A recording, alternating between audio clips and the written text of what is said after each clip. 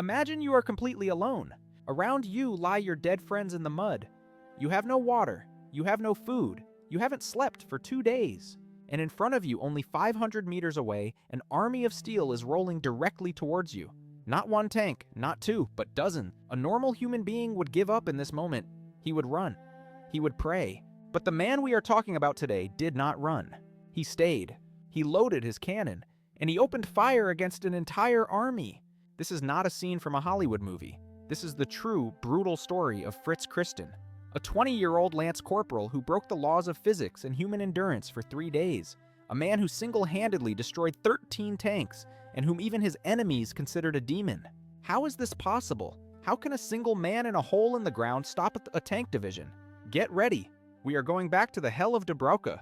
In a muddy, water-filled foxhole at the edge of a forest crouches a young man named Fritz Christen, a simple Lance Corporal in the anti-tank detachment of the SS Division Totenkopf. Although his papers say he is in his early 20s, in this moment he looks like an old man who has seen 100 years of war. His skin is gray and sallow, smeared with a thick paste of soot, gun oil, and the dirt of the steppe. His eyes are red and inflamed from constantly, frantically staring into the impenetrable milky fog that covers the battlefield like a shroud. Fritz Christen is the gunner of a 5-centimeter Pak-38, a precise but often too weak anti-tank gun against the new Soviet monsters. This piece of cold steel is his only tool, his only friend, his only god, and his only life insurance against the steel behemoths of the Red Army, those legendary T-34s and the gigantic, almost indestructible KV-1 tanks, against which his weapon often seems like a toy. That is why he is forced to let them come deadly close, to within a few hundred meters, to have even a theoretical chance of penetration. The morning of this fateful day does not begin slowly or gradually, but with an absolute apocalypse. The Soviet artillery, which had positioned itself during the night, lays an impenetrable curtain of steel, fire, and explosives over the edge of the forest. The earth shakes so violently that Christen feels his teeth loosening and his skull bursting under the pressure, while around him centuries-old trees splinter like matchsticks, and fountains of frozen dirt and glowing metal parts shoot high into the gray sky. When the drum fire, which seemed to last an eternity, suddenly falls silent and a ghostly, almost painful stillness descends over the churned-up farmland, one hears the sound that freezes the blood in the veins of every soldier on the Eastern Front. A deep, mechanical, rhythmic rumbling, a screeching of metal on metal, the clinking of track links. And out of the morning mist, slowly, almost majestically, the dark silhouettes of the Soviet tanks peel themselves. Green monsters with the red star on the turret, rolling inexorably forward, crushing everything in their path. The Soviet response to the first, desperate German defensive fire is brutal, fast, and of deadly precision. A T-34 turns its massive turret, a muzzle flash lights up, a thunderclap tears the air, and the gun next to Fritz Christen disappears in a gigantic explosion of earth and flesh parts, followed by another direct hit that wipes out Christen's own crew in fractions of a second. Shrapnel mows down the loader, who collapses gurgling in the mud. The ammunition handler is thrown away like a rag doll, and Fritz Christen himself is thrown to the ground by the massive shockwave, where he blacks out and the world around him disappears in a high-pitched, ringing tone. When he comes to, coughing, gagging, and wiping the dirt from his glued-shut eyes, it is deathly silent around him. The smoke burns in his lungs, and he realizes with a blow harder than any fist that everyone is dead. That he is the only survivor of the entire battery, and that directly in front of him, not 500 meters away, an entire army of steel is rolling directly towards him, determined to break through the German line at exactly this point. A normal person, a person of sound mind, would jump up and run in this moment. The genetically programmed survival instinct would scream to leave everything behind, make the weapon unusable, and flee to the rear as fast as possible.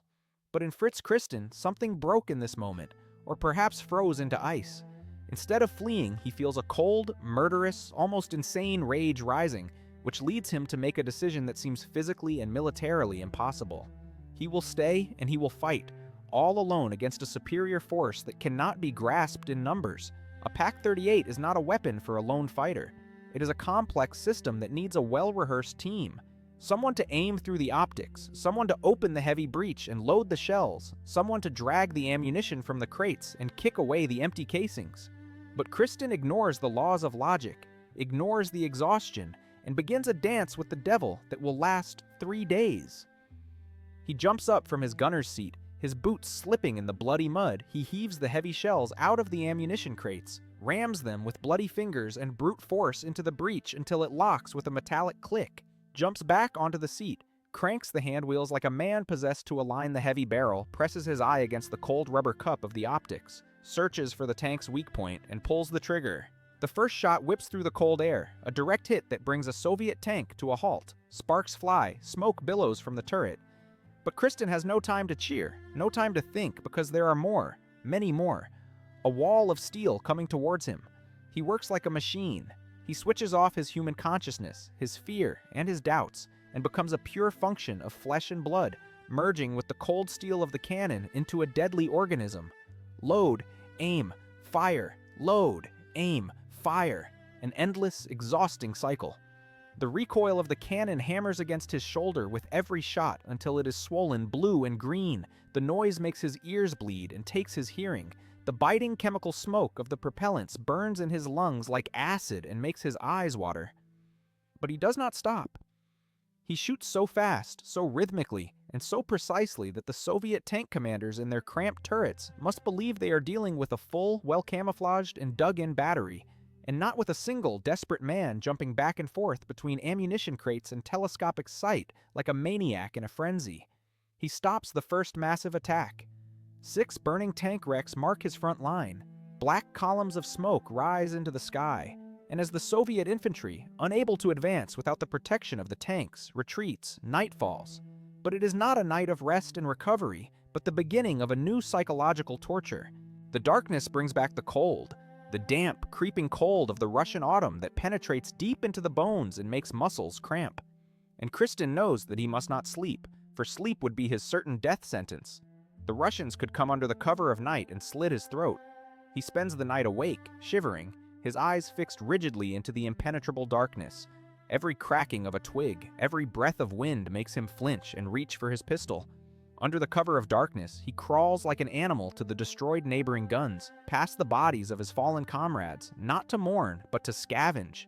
He drags heavy ammunition crates through the knee-deep, sucking mud back to his hole, crate by crate, until his muscles burn, his breath rattles, and he almost collapses from exhaustion, because he knows with absolute certainty that they will come back the next morning and he will need every single shell to survive the next day. The second day dawns, gray, foggy, and bleak, and it is worse than the first, because the Soviets now know where the fire came from. They have located his position and concentrate all their hatred and all their firepower on this one small foxhole at the edge of the forest. Mortar shells plow up the earth around him, throwing fountains of dirt onto him. Shrapnel whizzes through the air like angry hornets and slams into the wood of the ammunition crates. Machine gun bursts hammer rhythmically against the steel shield of his cannon. And Fritz Christen ducks, makes himself small in the mud, presses his face into the wet earth, prays to a god he perhaps no longer believes in. And as soon as the fire lets up even for seconds, he jumps back to his gun, like an indestructible jack-in-the-box from hell. Again tanks roll up, and again he takes up the unequal fight. David against Goliath, only that Goliath here consists of 30 tons of steel and has cannons that could pulverize him with one hit. He aims at the tracks to immobilize the tanks, at the turret rings, at the few weak points of these monsters. He has become one with his weapon. He no longer feels the gnawing hunger. He no longer feels the burning thirst. He only feels the pure, naked will to survive, the will not to die here in this dirty hole. He shoots another tank, and another. And when the infantry tries to flank him, he grabs his carbine, hand grenades. He fights like a wild animal cornered. He is everywhere at once. He is the gunner, the loader, the infantryman, a one-man army in a frenzy of destruction, refusing to die. The second night is a delirium, a journey to the limits of sanity. Christen is dehydrated, his body is drying out, he hallucinates. He hears voices of his mother, his comrades who are not there. He sees shadows moving in the fog and making faces. His uniform is torn, his hands are bloody and raw from handling the hot cartridges and the cold, sharp steel of the shells. He is completely black from gunpowder smoke, oil, and dirt. He no longer looks like a human, but like a demon crawled out of the earth. But he does not give up, because he knows that behind him, his own lines are unprotected, and if he falls, The tanks break through, the division is overrun, and the catastrophe is inevitable. The third day is the day of decision, the day when body and mind should finally break. The ammunition is running low. Fritz Christen has fired almost everything he dragged together like a slave during the night. His body refuses to function. Every movement is torture. Every breath hurts as if he were inhaling shards of glass. The Soviets, frustrated by the resistance, launch the most massive attack. Tanks roll directly towards him, crushing everything, determined to finally break this stubborn, incomprehensible resistance and clear the way. Christen loads the very last armor-piercing shell into the breach. His hands tremble uncontrollably, but his gaze through the optics is clear and cold as ice. He waits. He lets them come closer. Closer, ever closer. He plays with death. 500 meters, 400 meters, 200 meters. He sees the muzzle flash of their cannons. He smells the diesel exhaust. He feels the vibrations in the ground. And then, at the last possible moment, he pulls the trigger. The hit is perfect. The leading tank explodes in a fireball. The turret is blown off. The burning wreck blocks the narrow path for the others. And the Soviet infantrymen storm forward, roaring their "Ura!" They are so close that he can see their faces, the distortion of their mouths, the fear and hatred in their eyes. Christen reaches for his pistol, his last weapon. He has no more shells for the cannon. He has no more rifle ammunition. He prepares for close combat, ready for the end, because he does not want to be taken prisoner. He knows what the Soviets do with SS soldiers. He saves the last bullet for himself, to not fall into the hands of the enemy alive. But in this moment, when all seems lost, when death has already placed its cold hand on Christen's shoulder and he can already feel the barrel of the pistol, the miracle happens. The impossible. The earth begins to shake again, but this time the rumbling does not come from the front, but from behind. It is a different rumbling, the rumbling of German Maybach engines. The counterattack has begun. The division has gathered, regrouped, and pushes forward with all its might to recapture the lost position. German Panzer IVs break out of the forest, roll past Christen's hole, fire on the surprised Soviets, push them back, and the infantry in their gray uniforms storms forward, secures the terrain, liberates the forest edge, and drives out the enemy. When the smoke settles and the eerie silence returns to the battlefield, the German soldiers cautiously approach the lonely gun at the edge of the forest. They expect to find no one alive there. They see the debris, the deep craters, the burnt-out, smoking wrecks of the Soviet tanks lying like a steel graveyard in front of the position. And then they see him, an apparition they will never forget. Fritz Christen leans against the wheel of his cannon. He stares into the void. His eyes are wide open, but they see nothing. He does not hear them when they speak to him, for his hearing is destroyed by the days of deafening noise from the cannon. He can barely stand. He trembles all over. He looks like a statue made of mud, blood, and exhaustion. Around him lie hundreds of empty shell casings, piled up like a bizarre monument to madness, a testament to his lonely war. And in front of his position, the disbelieving soldiers count the wrecks. They go from one to the other and cannot believe it. 1, 2, 5, 10, 13. 13 Soviet tanks lie destroyed in front of this one, lonely gun, operated by a single man, and around 100 fallen infantrymen line the field, a picture of horror and destruction. The division commander Theodor Eicke comes personally to the position, a hard, ruthless man known for his brutality and coldness. But when he sees what this simple Lance Corporal has accomplished, he is speechless, for he has never seen anything like this in all his years as a soldier. He sees the 13 tanks. He sees the man who for 3 days and 2 nights without sleep, without food, without water, without help, held off an entire army. And he does something that violates every bureaucratic protocol.